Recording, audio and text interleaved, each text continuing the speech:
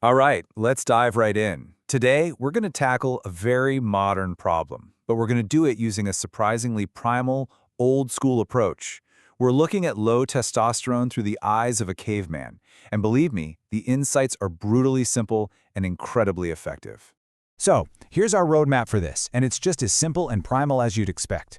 First, we're going to nail down what the problem actually is. Then, we'll get into the 4 big pillars that hold everything up: the nightly hunt for sleep, dealing with that belly beast, the power of lifting heavy stuff, and finally, taming the great stress demon. Let's get to it. Okay, Section 1, a modern caveman's problem. The source material for this, well, it doesn't pull any punches. It kicks off with a feeling that I think a lot of us might, find a little too relatable. That sense of feeling weak, low on energy, summed up perfectly as being soft like a super ripe banana. Oof. And here it is. This is the line that just says it all, right?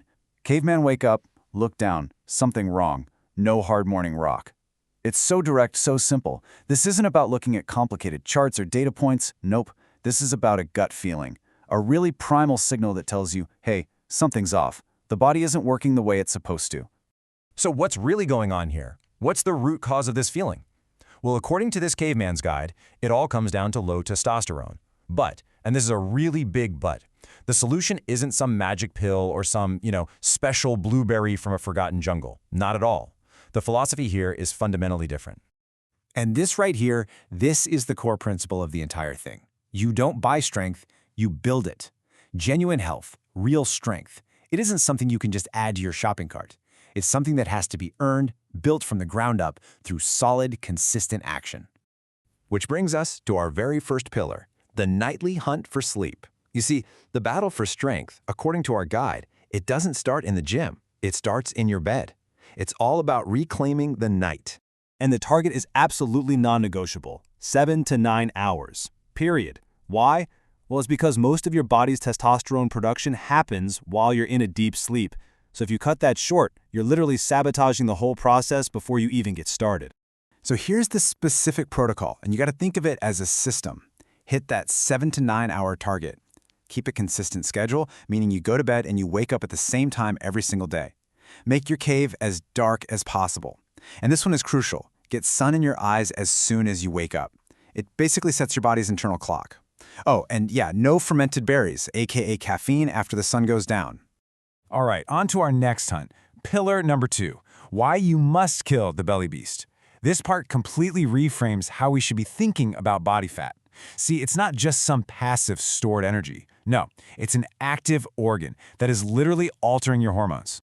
And to really get this, we have to talk about the main villain of the story, aromatase.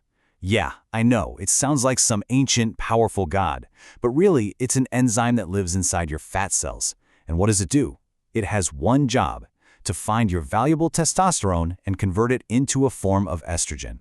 And this is where things get really nasty. It's a vicious cycle that's called the estrogen trap. Check it out. The more belly fat you have, the more of that aromatase enzyme you have. The more aromatase you have, the more of your testosterone gets converted into estrogen. The lower your testosterone levels go, the easier it becomes for your body to store, you guessed it, more belly fat. And the cycle just repeats, digging you deeper and deeper into this trap. So, where should you be aiming? Well, the guide gives us some pretty clear targets. If you're over 20% body fat, you're in the danger zone. That's where that vicious cycle is really spinning out of control. The optimal target zone for your hormones is somewhere between 12 and 15%. But it also warns you not to go too low. Getting below 8% can actually break your hormones in a totally different way. So, that 12 to 15%, that's the sweet spot. All right, let's move on to pillar number 3, the power of heavy boulders. With sleep and body fat being addressed, it's time to send the right signals to your body. And according to this guide, the absolute loudest signal you can possibly send comes from lifting heavy things. And the logic behind this is just simple and powerful. When you push your muscles with some serious weight, it sends what the source calls a danger signal to your brain. This signal basically tells your body's command center, hey, we need to get stronger to handle this. And that triggers the release of all the hormones you need to build that strength. Now, we're not talking about just any kind of lifting. The focus is on these big, compound movements. Squats, deadlifts, bench press. These are the exercises that use the biggest muscle groups, and because of that, they send the loudest possible signal to your brain to release what the source colorfully calls the juice. But here is the crucial point. It's all about intensity. That danger signal just isn't loud enough unless you are lifting in this specific range. 70 to 85% of your absolute maximum. That's the sweet spot.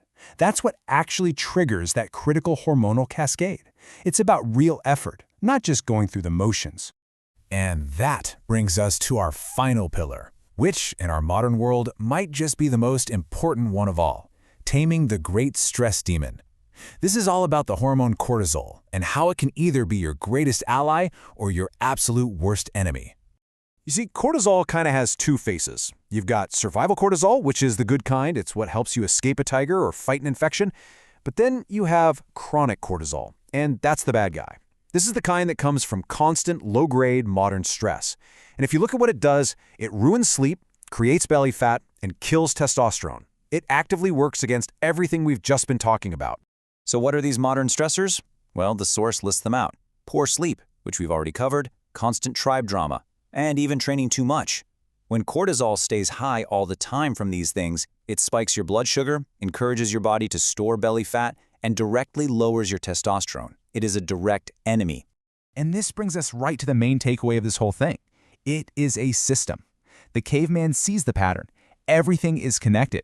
You can't just lift heavy things but then get terrible sleep. You can't eat clean food but be living in a state of chronic stress. All four of these pillars have to work together. And what's the payoff for building this system? The source puts it perfectly. The feeling of weakness is gone. The problem has solved. That soft rock from the beginning is now solid stone. It's just a simple, powerful metaphor for reclaiming your natural, primal strength and vitality. Which leaves us with one final thought to consider.